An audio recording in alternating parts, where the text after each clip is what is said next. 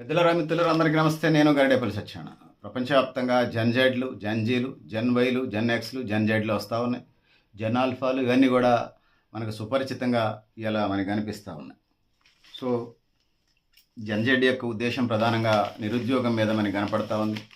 ద్రవ్యోల్బణం, అధిక ధరల మీద, బ్లాక్ మార్కెట్ మీద, ప్రజలు పేదరికంలో మగ్గుతూ ఉంటే ప్రభుత్వ ప్రతినిధులు, ప్రజాప్రతినిధులు, ప్రభుత్వ అధికారులు అవినీతి భోగ లాలసల్లో ఒలికినప్పుడు ప్రజల నుంచి ప్రభుత్వ విధి విధానాలు చూసి ప్రజలకి కోపమే జెన్ జెడ్లు, జెన్ వైలు, జెన్ ఆల్ఫాలు తప్ప మరొకటి కాదు. పార్టీలు కూడా ఉలిక్కి పడతాయంటే ఇప్పుడు జెన్జీ కక్రోచ్ పార్టీలు, భారతీయ జనతా పార్టీకి ఈ దేశంలో ఏ రాష్ట్రంలోనైనా 29 రాష్ట్రాలు, 9 కేంద్రపాలిత ప్రాంతాల్లో, భారతదేశంలో బీజేపీకి కానీ ఈ భారతదేశంలో ఉన్నటువంటి 2000, 3000 పార్టీలకు కానీ మిత్రుడైన శత్రువైన ఆయా పరిస్థితులను బట్టి మంచి చేస్తే స్నేహితుడు, ఆయా పార్టీలు నష్టం చేస్తే శత్రువు, ఖచ్చితంగా కారగల్పన కలిపేది వీళ్ళు అనేది ఈ సందర్భంగా తెలియజేసుకుంటున్నాను. సో సోదరులారా, సోదరీమణులారా, అందుకోసం నేనేమంటున్నానంటే జెన్ జెడ్లు, జెన్ జీలు సంగతి దేవుడు ఎరుగు. ఖచ్చితంగా బీసీలే ఈ దేశంలో, ఈ దేశ పరిస్థితులు వాళ్ళు ఒక జడ్జి, సుప్రీంకోర్టు జడ్జి ఏమన్నాడు, భారతదేశంలో యువత ఉద్యోగాలు లేక సోషల్ మీడియాకి అంకితమైన పరిస్థితి మనం చూస్తూ ఉన్నాం. వీళ్ళు పరాన్నజీవులుగా ఉన్నారు. సోషల్ మీడియాల వేదికగాను, ఇన్స్టాగ్రామ్ వేదికగాను, ఇంకా ఇతర సోషల్ మీడియా యాప్స్ వేదికగాను, లేకపోతే ఒక నాయకుడో ఒక వ్యక్తో వేదికగా చేసుకొని వాళ్ళు ట్రోలింగ్ చేయటం, ఇతరుల మీద అంటే పేరెంట్స్ మీద, ఇతరుల మీద ఆధారపడతాం, ట్రోలింగ్ చేయటం. అది ఒక జెన్ జెడ్ ఉద్యమం ఎట్లా అవుతుంది? అది బొద్దింకల్లాగా బొద్దింకలు అంటే పరాన్నజీవులు. అవి ముఖ్యంగా భారతదేశంలో, ఇతర దేశాల సంగతి నాకు తెలియదు, భారతదేశంలో అవి వాష్రూముల నుంచి, లెట్రిన్ దొడ్లో నుంచి బయటకు వస్తాయి. ఎక్కడ పుడతాయి ఇది నాకు తెలియదు, నాకు కూడా తెలియదు. సో మీరు ఏమైనా అవకాశం కామెంట్ బాక్స్ రాయండి. ఈ పరాన్నజీవులు అనేటువంటి బొద్దింకల్లాగా భారతదేశంలో ఉన్న యువత తయారవుతుందనేది ఆ సుప్రీంకోర్టు జడ్జి సూర్యకాంత్ అనుకుంటాను, ఆ పెద్ద ఆయన అన్నట్టున్నాడు. ఆ పెద్ద ఇంకోళ్ళు మొత్తానికైతే సుప్రీంకోర్టు జడ్జి అన్నాడు. నిజంగా ఎందుకు వస్తూ ఉంటాయి ఇవి? మేము ఈ దేశానికి సంబంధించినటువంటి అంశాల మీద బీసీ ఎజెండాగా, బహుజన ఎజెండాగా చాలా కాలంగా చెప్తా వస్తున్నాం. ప్రజల లోకల్ డిమాండ్స్ని, స్థానిక సమస్యల్ని పరిష్కరిస్తూ ఇల్లు ఇవ్వాలి. మా తెలంగాణలో 80 లక్షల మంది, 4 కోట్ల జనాభా ఉంటే 80 లక్షల మంది ఇళ్ల స్థలాలు దరఖాస్తులు చేసుకున్నారు. మరి 65 లక్షల మంది లబ్ధిదారులు, వీళ్ళకి ఇల్లు కావాలని చెప్పేసి ప్రభుత్వం ఐడెంటిఫై చేసింది. మరి వాళ్ళకి ఇల్లు ఇవ్వాలి, ఇది డిమాండ్. ప్రజల రేషన్ కార్డులు ఇవ్వాలి, పెన్షన్లు ఇవ్వాలి, రేషన్ బియ్యం ఇవ్వాలి. అవినీతి, బంధుప్రీతి, ఆశ్రిత పక్షపాతం, బ్యూరోక్రాటిక్ విధానాలను అరికట్టాలి, బ్లాక్ మార్కెటింగ్ అరికట్టాలి, ధరలు అప్ అండ్ డౌన్స్ బ్యాలెన్స్ చేయాలి. దాంతోపాటు ప్రజల లోకల్ డిమాండ్స్, మనోభావాల్ని పరిగణలోకి తీసుకుని ఆ విధంగా ముందుకెళ్ళాలి. మేము ప్రధాన ఎజెండా ఇస్తూ ఉన్నాం. ఈ సందర్భంగా తినడానికి తిండి, ఉండడానికి ఇల్లు, కట్టుకోవడానికి బట్ట, విద్య, వైద్యం, ఉపాధి, సామాజిక న్యాయం అడుగుతూ ఉన్నాం. భూమి పంపిణీ, సమాన అవకాశాల సమాజం కోసం స్కిల్ డెవలప్మెంట్ ప్రోగ్రామ్స్, నూతన కాలమాన పరిస్థితులకు అనుకూలంగా ఇవాళ ఆ విధంగా భవిష్యత్ తరాలను తయారు చేసుకుంటూ ముందుకు పోవాల్సిన అవసరం ఉన్నది. ఆ విధంగా ముందుకు పోవాల్సిన ఎజెండా అదే. ఇలా రాజకీయ పార్టీలు, అధికార పార్టీ అయినా, ప్రతిపక్ష పార్టీ అయినా, ప్రాంతీయ పార్టీ అయినా, రీజనల్ పార్టీ అయినా, గల్లీ పార్టీ అయినా, ఢిల్లీ పార్టీ అయినా, ఇలా ఎన్నికల నాటికి వచ్చే నాటికి నేను గతంలో మా ఖమ్మం జిల్లా నుంచి చెప్పాను, రాష్ట్రంలో జరుగుతున్న ఎన్నికలు 2028లో మా జరిగినాయి, నేషనల్ లెవెల్లో 2029లో జరిగినాయి. కొన్ని రాష్ట్రాల ఎన్నికలతో పాటు పార్లమెంట్ ఎన్నికలు నేను 2028లో చెప్పాను, 2029లో చెప్పాను. గత వీడియోలో సాక్ష్యం చాలామంది ఫ్రెండ్స్ కూడా పంపించాను. ప్రధానంగా ఎన్నికలు వచ్చేసరికి వాడెంత డబ్బులు పంచుతారు, వీడెంత డబ్బులు పంచుతారు అనేది ప్రధాన ఎజెండాగా ఉన్నది. కొన్ని రాష్ట్రాల్లో సపోజ్ 1 లక్ష కోట్ల బడ్జెట్ ఉంటే ఆ రాష్ట్రానికి వీళ్ళు 5 లక్షల కోట్ల బడ్జెట్ని సంబంధించినటువంటి వాగ్దానాలు చేస్తూ ఉన్నారు. అవన్నీ సాధ్యం కాదని ప్రజలకు తెలుసు. కానీ ప్రజలకు అవసరమైనటువంటి తినడానికి తిండి, ఉండటానికి ఇల్లు, కట్టుకోవడానికి బట్ట, విద్య, వైద్యం, ఉపాధి, సామాజిక న్యాయం, భూమి పంపిణీ, ఇంకా లోకల్ డిమాండ్స్ని అది చేసుకొని త్రాగునీరు, సాగునీరు, వీటితో పాటుగా రేషన్ కార్డులు, పెన్షన్లు, వీటితో పాటుగా ఇంకా ఏదైతే ఉన్నదో అభివృద్ధి, సంక్షేమం ఎజెండాగా ముందుకు సాగాల్సినటువంటి పరిస్థితి ఉన్నది.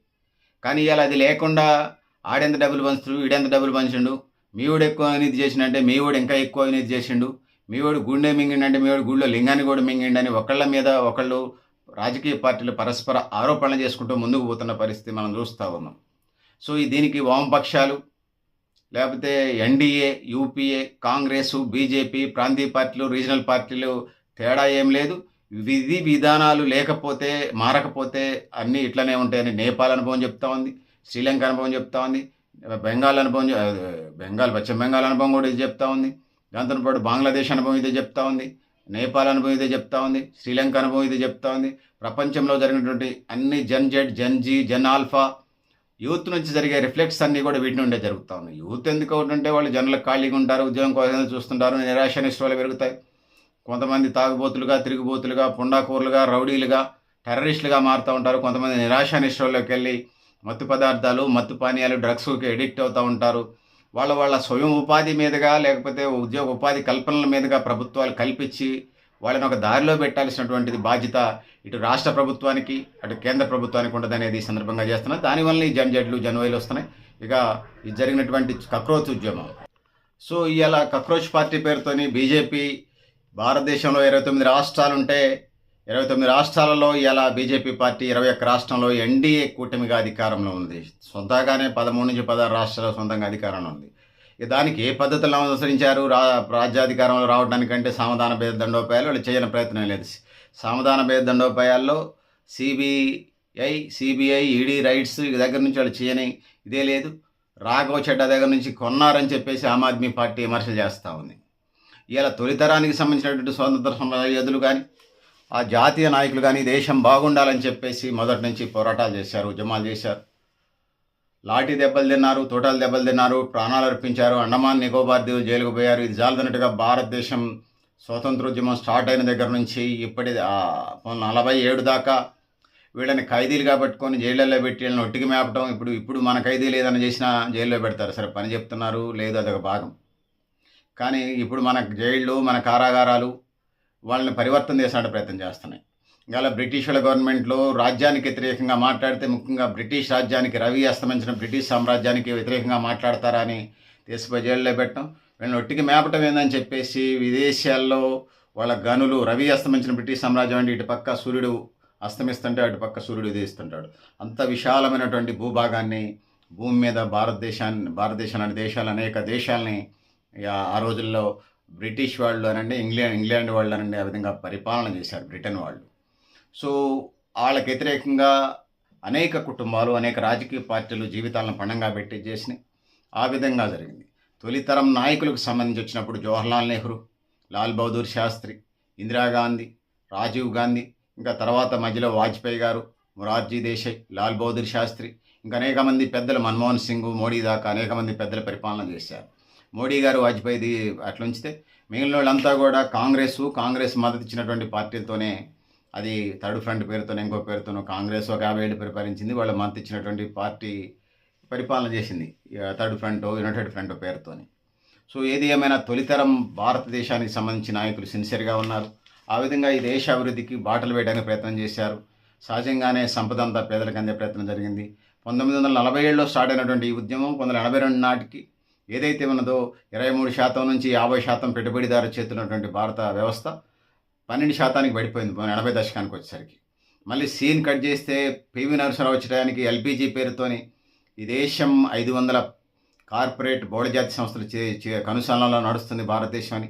ప్రపంచం ఒక 5,000, భారతదేశం ఒక 400, సుమారుగా 4 నుంచి 500 దేశీయ బహుళజాతి సంస్థల కంపెనీల కనుసరణలో నడుస్తుంటే, ప్రపంచం సుమారుగా ఒక 5,000 మల్టీనేషనల్ కంపెనీల కనుసరణలో నడుస్తుందన్న నేపథ్యంలో వాళ్ళ ఒత్తిడితోని, వాళ్ళ గైడ్లైన్స్తోని, ప్రజలతో సంబంధం లేకుండా ఎల్పిజి పేరుతోని 1991 ప్రాంతంలో 1990 దశకంలో భారతదేశానికి ఎల్పిజి లిబరలైజేషన్, ప్రైవేటైజేషన్, గ్లోబలైజేషన్ పేరుతోని ప్రజలందరికీ న్యాయం జరిగిద్దని చెప్పేసి పెట్టుబడిదారులకి చరిత్ర ఏం చెప్తుందంటే, ఆ ఎల్పిజి సంస్కరణల విధానాలు ఈ దేశానికి సంబంధించి ధనిక వర్గాలకి, పెట్టుబడిదారులకు ఉపయోగపడ్డది.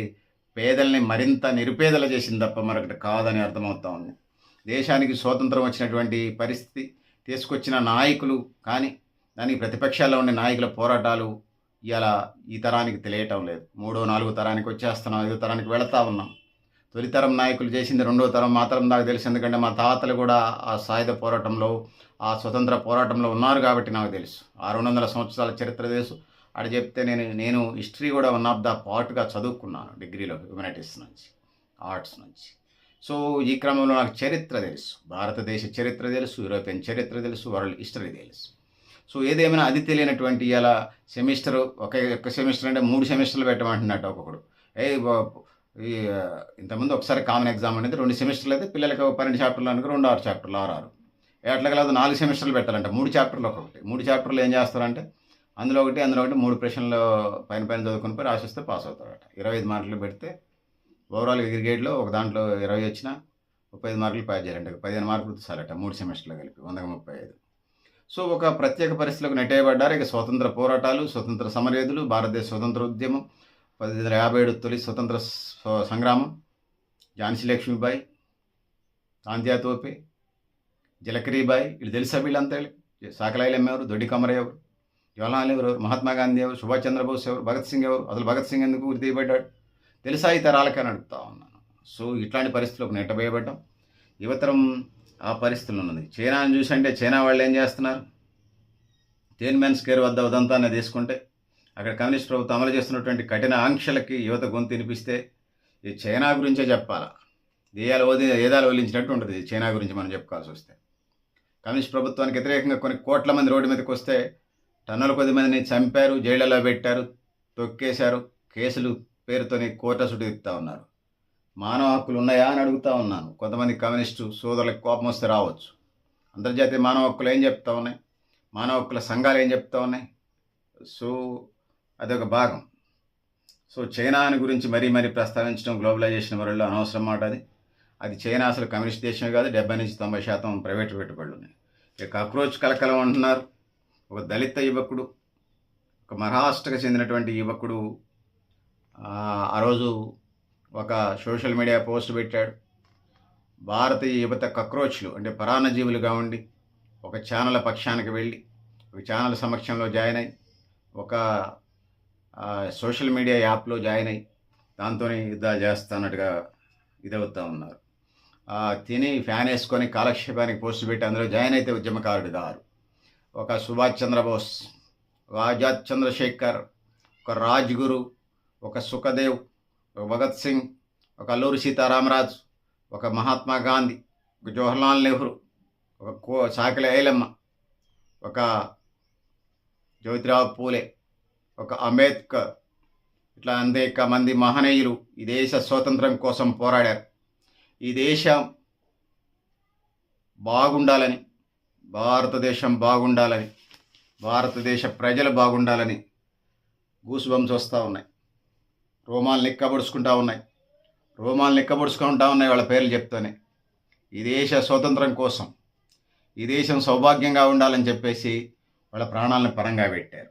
ఇవాళ ఈ కక్రోచ్ పార్టీ పేరుతో వీళ్ళు ఏం చేస్తూ ఉన్నారు?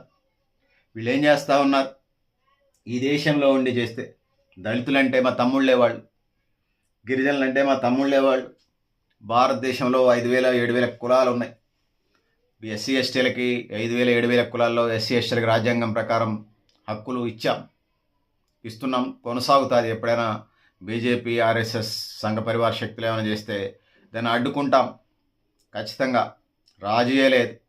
నేనే కాదు, నా భవిష్యత్ తరాలు కూడా, నా కొడుకు, మనవడు, మణిమనవడు, వాళ్ళ తర్వాత 10 తరాలు కూడా ఖచ్చితంగా ఈ దేశ ప్రజల పక్షాన, ఈ దేశ ప్రజల ప్రయోజనాల పక్షాన కొద్దిగా ఒక రోజు వెనక ముందు కొన్ని ఆర్థిక సమస్యలు, కొన్ని ఇబ్బందులు వచ్చినప్పుడు ఒక అడుగు వెనక్కి వేసి ఉండొచ్చు. అంత మాత్రాన పారిపోయినట్టు ఎప్పటికీ కాదు.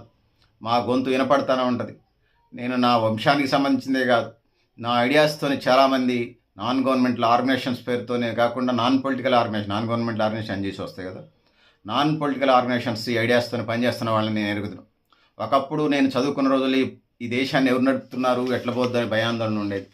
నేను పాలిటిక్స్లోకి వెళ్ళిన తర్వాత రాజకీయ నాయకులు నడుపుతున్నారు అనుకున్నాను. నేను పాలిటిక్స్ నుంచి బయటకు వచ్చిన తర్వాత చాలామంది నాకు దేవుడు కల్పించిన అవకాశంగా భావిస్తూ ఉన్నాను. చాలామంది ఈ దేశం కోసం పనిచేస్తూ ఉన్నారు. వాళ్ళు ఉన్న పాయింట్ నుంచి వాళ్ళ చేతనైనా చేసుకుంటూ పోతూ ఉన్నారు. శిబి చక్రవర్తి కంటే ఎక్కువ, రంతిదేవుడి కంటే ఎక్కువ, బలి చక్రవర్తి కంటే ఎక్కువ ఈ దేశ ప్రయోజనాల కోసం వాళ్ళు త్యాగాలు చేస్తూ ఉన్నారు. ఈ దేశం నిలబడాలని వాళ్ళు కార్యక్రమాలు చేస్తూ ఉన్నారు.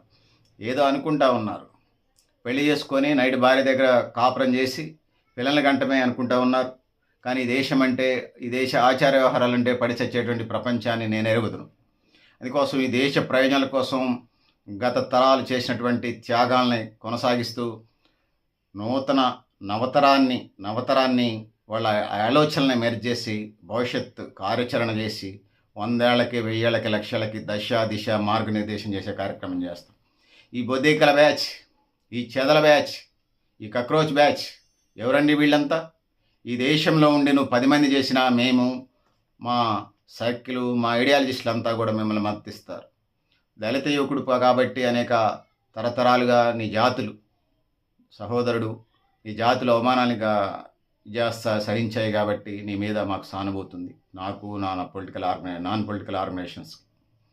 కానీ నీ వెనక్కున్నది నువ్వు వ్యక్తిగా మంచిగానే జీవిస్తూ ఉన్నావు, కానీ నీ వెనకున్న శక్తులు ఎవరు? పాకిస్తాన్ వాడికి ఏం సంబంధం? 100కి నీ దగ్గర 2 కోట్ల మంది జాయిన్ అయితే 100కి ప్రతి 100 మందిలో 49 మంది పాకిస్తాన్ వాళ్ళు ఉన్నారు. బంగ్లాదేశ్లో 17% ఉన్నారు. 2 విదేశాలు. కెనడా వాళ్ళు ఎవరు? ఖలిస్తాన్ ఉద్యమంలో ఇందిరాగాంధీ చచ్చిపోయింది. ఇందిరాగాంధీ ఉంటే ఇందిరాగాంధీ, లేకపోతే మోడీ ఉంటే మోడీ వాళ్ళ టార్గెట్. మోడీని కూడా టార్గెట్ చేశారుగా పర్యాటక రంగం బేస్గా. కెనడాకు కాదు, లక్షద్వీపులకు రండి, మా అండమాన్ దీవుల్లో పర్యాటక క్షేత్రాలు ఉన్నాయి, మా దేశంలో రండి అని పిలిస్తే ఉలిక్కి పెడతా ఉన్నారు వాళ్ళు. Canada Khalistan batch, Bangladesh batch, Pakistan batch. అది 47%, 47 నుంచి 49% పాకిస్తాన్ వాళ్ళు, ఒక 17 నుంచి 29% బంగ్లాదేశ్ వాళ్ళు, ఇంకో 12% నుంచి 17% మంది కెనడా వాళ్ళు, ఇంకా ఖలిస్తాన్ బ్యాచ్. భారతదేశం లోకల్ ఇదిగున్నటువంటి నాన్ ఎన్డీఏ కూటమి, ఎన్డీఏ వ్యతిరేక శక్తులు అతి కొద్దిమంది పిరికెడ మంది వీళ్ళు కలిసి అంటున్నారు. సో భారతదేశంలో వ్యక్తుల పట్ల, భారతీయుల ముస్లింల పట్ల మాకు ప్రేమ ఉన్నది. భారత రాజకీయ పార్టీలు కూడా ఫైట్ చేస్తున్నాయి కాబట్టి ఇక్కడ వాళ్ళని మేము గౌరవిస్తాం. ఏమనంటే కూర్చొని మాట్లాడే ప్రయత్నం చేస్తాం, అది అమలు చేసే ప్రయత్నం చేస్తాం. మా దేశ ఆర్థిక వ్యవహారాలకు సంబంధించి, మా దేశ అంతరంగిక వ్యవహారాలకు సంబంధించి, మా దేశ విదేశాంగ విధానానికి సంబంధించి, మా దేశంలో ఏ పార్టీలో ఉండాలనేది మా దేశ ప్రజలు. ప్రజాస్వామ్య పరంగా 90 కోట్ల మందికి పైగా ఓటర్లు ఉన్నారు. సరిపేరుతో ప్రక్షాళన జరుగుతుంది. దొంగోట్లు తీసేయమంటున్నాం, ఆధార్ కార్డు లింకప్ పెట్టమంటున్నాం, మాకు సమస్యలు ఉన్నాయి. కానీ మీరు విదేశస్తుల పేరుతోనే భారతదేశంలో మీరేదో చేద్దామంటే సహించేది లేదనేది ఈ సందర్భంగా మేము తెలియజేస్తాం. సో నవతరం ఆశలు ఆకాంక్షలను మేము గౌరవిస్తాం. ఇలా శ్రీలంకలో 3% ఉన్నట్టు కమ్యూనిస్టులు అధికారంలోకి వచ్చారని చెప్తా ఉన్నారు. నిజమే, ప్రజల మనోభావాలను గౌరవిస్తాం. ప్రజాస్వామ్యతంగా ప్రపంచంలో 200 దేశాలు ఒకనాడు రాజుల పరిపాలన నుంచి 100కి 95+ దేశాలు ఇలా ప్రజాస్వామ్యబద్ధంగా ముందుకెళ్తున్నాయి. మరి అది ధనస్వామ్యమే, ఇంకో సమయం భాగం. మళ్ళీ సందర్భం వస్తే చర్చించుదాం. గతంలో చర్చించాం, భవిష్యత్తులో కూడా చర్చించుదాం. భారతదేశ మోడల్గా తీసుకున్నప్పుడు ఇలా ద్రవిడ పార్టీలు డిఎంకే అన్నా డిఎంకే, అటు యూపీఏ ఎన్డీఏ ఎవరైనా కానీ, అంటే ఇండియా కూటమి ఎన్డీఏ కూటమి ఎవరైనా 2 పార్టీలు వెనకే తోక పార్టీలాగా ఉండాలన్న క్రమంలో అన్నాదురైని పెరియర్ రామస్వామిని మర్చిపోయారు. వాళ్ళు కూడా చెప్పటం మర్చిపోయినట్టున్నారు ఈ తరానికి. సీన్ కట్ చేస్తే ఎవరైనా విజయ్, ఏ విజయ్ అయినా, Tamil Nadu film actor Joseph Vijay, నటుడు జోసెఫ్ విజయ్ నాయకత్వంలో టీవీకే పార్టీ గెలిచింది. సో వాళ్ళ పూర్వీకుల వాళ్ళు పట్టించుకునే లేదు. నవతరం ఆశలు ఆకాంక్షలు అప్డేట్స్ వేరుగా ఉన్నాయి. వాళ్ళకి అన్ని బాధలు వాళ్ళకి తెలియవు, జైళ్ళు తెలియవు, కేసులు తెలియవు. వాళ్ళకు ఉన్నదల్లా ఒక్కటే, పుట్టారు 15 నుంచి 20 ఏళ్ళ దాకా పేరెంట్స్ చదివిస్తారు, వెంటనే ఉద్యోగం రావాలా, ఉద్యోగం చేసుకుంటూ మంచిగా వాళ్ళకి నచ్చినట్టుగా జీవిస్తారు.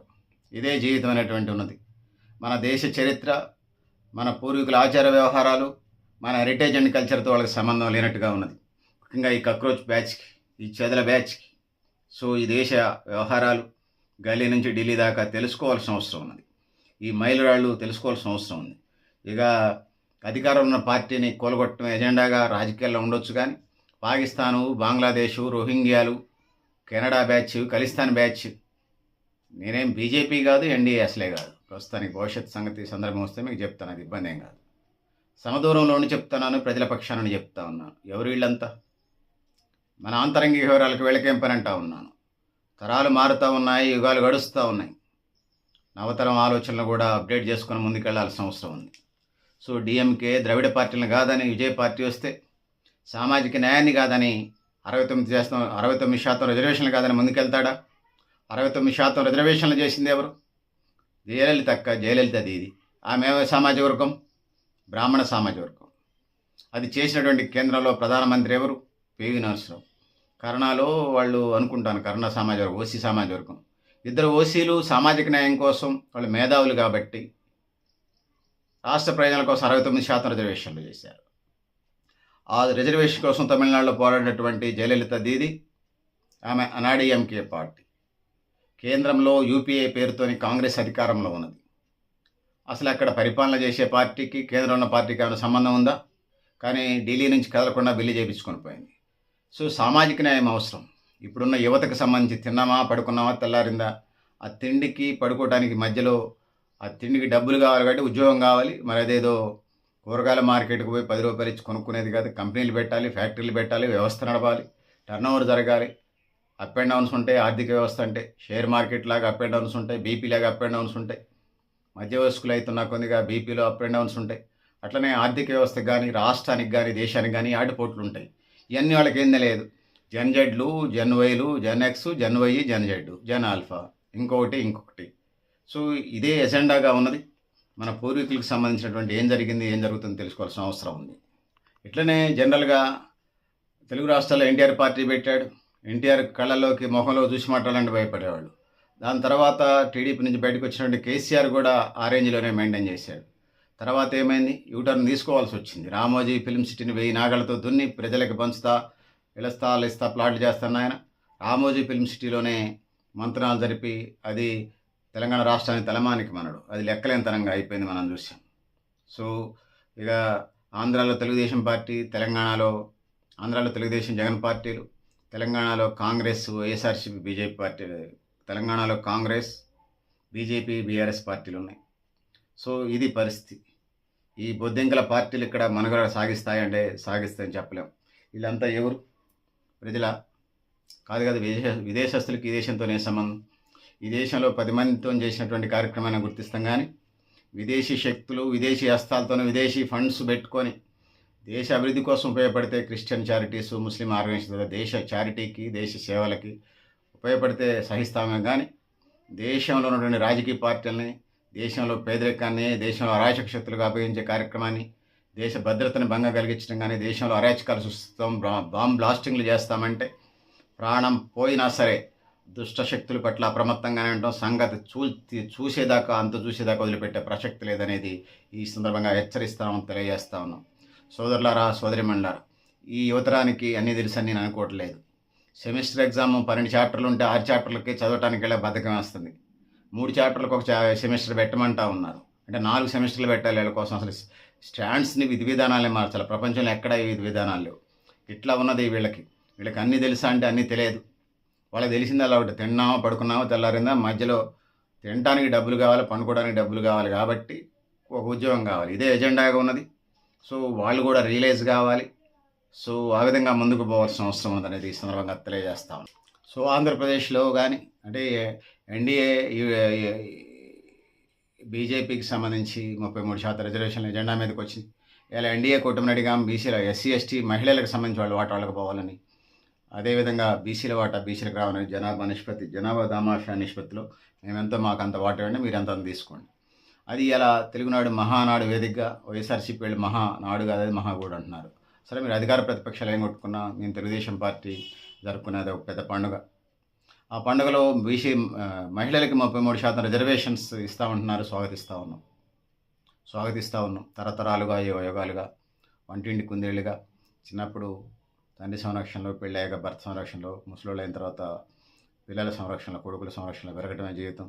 వంటింటి కుందేళ్ళు, పిల్లలకనే యంత్రాలు, వంట చేయడానికి, బొచ్చులు తోవటానికి, బట్టలు తోవటానికే పుట్టారు అన్నటువంటి దాని నుంచి అమ్మ సావిత్రిబాయి పూలే దీవెనలతోని, ఆమె పోరాట పందాతోని, ఆమె అధ్యయన పద్ధతులతోని, ఆమె క్యాంపెన్తో, స్టార్ క్యాంపెన్తో, విద్యా విధానం క్యాంపెన్తో నడిచినటువంటి విధి విధానాల వల్ల ఇలా మహిళలు చదువుకుంటా ఉన్నారు. 33% రిజర్వేషన్ అంటున్నారు.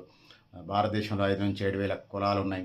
ఇందులో భారత రాజ్యాంగం ఓసీ, ఎస్సీ, ఎస్టీ, బీసీ ఇట్లా ఓసీ, బీసీ, ఎస్సీ, ఎస్టీ 4 భాగాలు చేసింది. ఆ ఉపకులాలు ఉన్నాయి.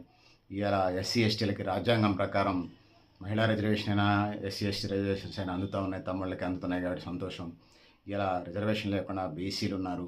వీళ్ళ ఓటర్ వీళ్ళకి ఇవ్వాలి. ఆ విధంగా ముందుకు పోవాల్సిన అవసరం తెలియజేసుకుంటూ, సో పెద్దలారా, మిత్రులారా, ఆ విధంగా ముందుకు పోతూ, సో తెలుగుదేశం పార్టీ మహానాడు వేదికగా అనేక మహిళా, కార్మిక, విద్యార్థి, యువజన, అమరావతి, పోలవరం ప్రాజెక్టు బేస్డ్గా ముందుకెళ్ళింది. సో ఇందులో మహిళలకు కూడా రిజర్వేషన్ ఇస్తుంది. ఇస్తున్నానన్నది ఇప్పటికే మనం వీడియో కూడా చేసాం. తెలుగుదేశం 33% రిజర్వేషన్స్ మీద ఓటాలు కూడా ఎట్లా పంచాలో కూడా చెప్పాం. దీని డిస్క్రిప్షన్లో కూడా పెట్టే ప్రయత్నం చేస్తాను. సో అందుకోసం బీసీ మహిళల వాటా ఎంత ఇస్తారని అడుగుతా ఉన్నాం. ఇప్పటికే సోషల్ మీడియా వేదిక పంపాం. తెలుగుదేశం నాయకులకు కూడా పంపించాం. వాళ్ళు స్పందించడం అంటే చూసినట్టుగా అయితే ఉన్నది. అనుకూలంగా వ్యతిరేకంగా ఏమన్నా పార్టీ లేని కాబట్టి సో అందుకోసం బీసీ మహిళల వాటా కూడా ఇవ్వాలని చెప్పేసి కోరుకుంటా ఉన్నాం. తెలంగాణకి సంబంధించిన 42% బీసీ రిజర్వేషన్లు ఇప్పుడు 2026లో జనాభా లెక్క జరుగుతున్న కేంద్ర ప్రభుత్వాన్ని 2027లో కుల జనగణన జరుగుతుంది. ఖచ్చితంగా కుల జనగణన జరిగి ఎప్పటిదాకా చెప్పినటువంటి socialism, communism, capitalism, tourism, selfism, egoism, futurism. Selfism అంటే వాడు తాగిలు పోతు తిరుగు బదులు ముండ్ల ముఠాకులు కూడా సెల్ఫిజమే. సో అందుకోసం సమాజ ప్రయోజనాలదే సెల్ఫిజం ఏమంటా ఉన్నాం. అది ఏజ్ అయినా ప్రాబ్లం లేదు. ప్రజల యాంటీ సోషల్ ఎలిమెంట్స్ లేకుండా ఏజ్ అయినా ప్రాబ్లం లేదు. మేమెంతో మాకంత ఓట, తినడానికి తిండి, ఉండటానికి ఇల్లు, కట్టుకోవడానికి బట్ట, విద్య, వైద్యం, ఉపాధి, సమాన అవకాశాల సమాజం కోసం భూమి పంపిణీ, సామాజిక న్యాయం అడుగుతున్నాం. ఇంకా లోకల్ డిమాండ్స్ ఏదైతే ఉన్నాయో ఉద్యోగ ఉపాధి రంగాలతో పాటుగా స్కిల్ డెవలప్మెంట్తో పాటుగా సాగునీటితో పాటుగా పెన్షన్లు, రేషన్ కార్డులు, ఆధార్ కార్డు లింకప్, ఓటర్ లిస్టులు, రాజకీయ అవినీతిని అరికట్టడం, ఈ విధి విధానాలుగా ప్రజల మనోభావాలను ఎజెండాగా చేసుకొని భవిష్యత్తులో ఎప్పటికప్పుడు అప్డేట్ అవుతూ ముందుకెళ్లాల్సిన అవసరం ఉంది. ప్రజలు అప్డేట్ అంటే తినడానికి తిండి, ఉండడానికి ఇల్లు, కట్టుకోవడానికి బట్ట, విద్యా, వైద్యం, ఉపాధి, భూమి పంపిణీ, సామాజిక న్యాయం, స్కిల్ డెవలప్మెంట్ ప్రోగ్రామ్స్ ఈ కామన్గా ఉంటాయి. దాంతో పాటు ప్రజలు ఇంకేం కోరుకుంటున్నారు? ఇల్లు కావాలి, ఇళ్ల స్థలాలు కావాలి, రేషన్ కార్డులు, పెన్షన్లు, ఆధార్ కార్డు లింకప్ చేయాలి, ఓటర్ని ఏదైతే ఉన్నాయో అలాంటి విషయాలు అప్డేట్ చేయొద్దు. ఫండమెంటల్స్ అట్లనే ఉంటాయి మనిషికి కనీస అవసరాలు. అవి కాకుండా ఇంకా ప్రజల ఉద్యోగిత కల్పన, టెక్నాలజీ, సైన్స్ అండ్ టెక్నాలజీ ప్రపంచం ఎటువైపు వెళ్తుంది ఆ విధంగా అప్డేట్ చేసుకుంటూ రాష్ట్రాన్ని, దేశాన్ని ముందుకు నడిపే కార్యక్రమం చేపట్టాలని. ఇక ఈ కాక్రోచ్ ఉద్యమానికి నేను 100కి 100% వ్యతిరేకం. 100కి 99 కూడా కాదు. కొద్దిపాటి మా భారతీయులు ఉన్నా కూడా అది విదేశీ ఉద్యమం. భారతదేశాన్ని మేమే ఎన్డీఏ కాదు, బీజేపీ ఇప్పటికి అసలే కాదు. భవిష్యత్ రాజకీయాలు అట్లా ఉంచండి. నేను ఒక నాన్ పొలిటికల్ ఆర్గనైజేషన్స్గా ఐ స్టాండ్ ఇండియా. భారతదేశానికి సంబంధించి 2 కోట్ల మంది కాదు 20 కోట్ల మంది ఉన్నా భారతదేశానికి సంబంధం లేని వాళ్ళు నా దేశ వ్యవహారాలకు సంబంధించి ఇన్వాల్వ్మెంట్ అయితే ఒప్పుకునే లేదు. ప్రాణం ఇంక గంటకు పోతున్నా గంట ముందు కూడా వాళ్ళ విధానాలను కక్రోచ్ని, చెదల బ్యాచ్ని ఒప్పుకునేది లేదు. సో అందుకోసం ఇవాళ నేను చెప్పదలుచుకున్నది ఏంటంటే ఈ కక్రోచ్ బ్యాచ్కి 100% అడ్డుకట్టేస్తాం, ఎండగడతాం. సో భారతదేశానికి సంబంధించిన అంశాలు పాకిస్తాన్కి, బంగ్లాదేశ్కి, రోహింగ్యాలకి, పంజాబ్ తీవ్రవాదులైన ఖలిస్తాన్ వాదులు కెనడాలో ఉన్న వాళ్ళకి, రోహింగ్యాలకి, కొద్దిమంది భారతదేశాన్ని నష్టం చేసేటువంటి వాళ్ళకి మేము సహించేది లేదు. ఇక భారతీయులు ఎవరన్నా ఉంటే వాళ్ళ భిన్నమైన అభిప్రాయాలని వినే ప్రయత్నం చేద్దాం, డిస్కస్ చేద్దాం, పరిష్కారం వైపు అడుగులేద్దాం.